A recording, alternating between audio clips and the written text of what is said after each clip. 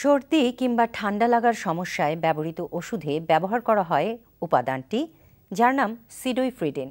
সম্প্রতি সরকারি সংস্থা থেকে এই সিডোইফ্রিডিনের ওপর নিয়ন্ত্রণ আরোপের সুপারিশ করা হয়েছে।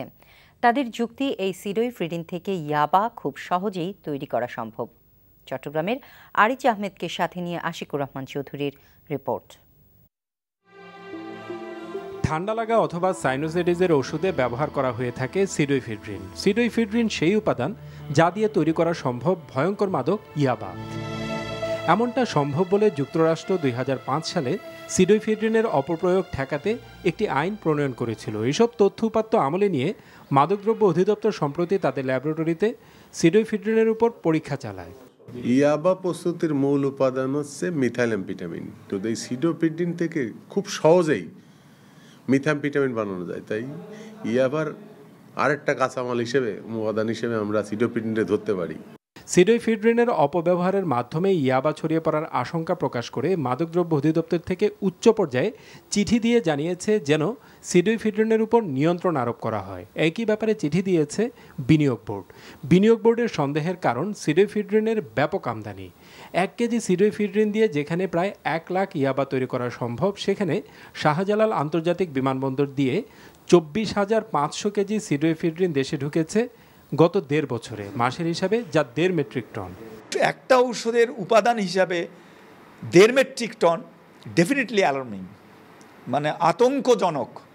এটা হতেই পারে না। আমি ট্যাবলেটের নাম বলবো না। সিডোইফ্রিডিন দিয়ে যে ট্যাবলেটগুলো বানানো হচ্ছে খুব কম চলে, ডাক্তাররাও কম প্রেসক্রাইব করে। তাহলে 1.5 মেট্রিক টন পাউডার যাচ্ছে কোথায়? এই পাউডারগুলো আসলে মিসইউজ হচ্ছে কিনা, ব্ল্যাক মার্কেট হয়ে ওই দেশে আমরা পাচার করছি কিনা, আবার সেখান থেকে ইয়াবা পাচার করে নিয়ে আসছি, এই অবস্থার থেকে তো অবশ্যই আমাদের উত্তরণ ঘটানো দরকার।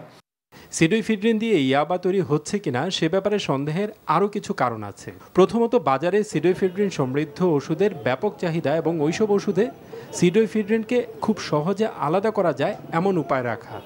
সিডোইফ্রিডিনকে আলাদা করে কালার করা হয়েছে এবং ট্যাবলেটের জোড়াটাকে এমনভাবে লাগানো হয়েছে একটু প্রেসার দিলে সিডোইফ্রিডিন এবং ওই পার্টটা আলাদা হয়ে যায় এবং ওই একটা পার্ট দিয়ে 10টা ইয়াবা ট্যাবলেট বানানো যায়। আর ব্যবসায়িক দিকটি বিবেচনা করলে সিডোইফ্রিডিনের অপব্যবহারের মাধ্যমে ইয়াবা ছড়িয়ে পড়ার বিষয়টি কোনোভাবেই ছোট করে দেখা যায় না। 1 কেজি সিডোইফ্রিডিন পাউডার মানে বাজার মূল্য বর্তমান 5 থেকে 7,000 টাকা। এইটা অবৈধ পথে বিভিন্ন তথ্যসূত্রে জানা যাচ্ছে 3 থেকে 5 লক্ষ টাকা বিক্রি হয় 1 কেজি এবার।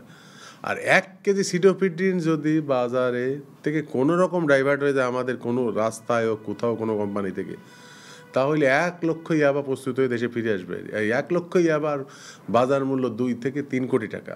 তাই এই ব্যবসার দিকে যে কেউ ঝুঁকে যাবে না, তা কেউ আমরা নিশ্চিত করে বলতে পারি না। একদিকে লক্ষ লক্ষ ইয়াবা ধরা পড়ছে, অন্যদিকে এই ধরনের মাদকাসক্তি নিরাময় কেন্দ্রগুলোতে এখন প্রতিনিয়ত ইয়াবা আসক্ত রোগীর সংখ্যা বেড়ে চলেছে।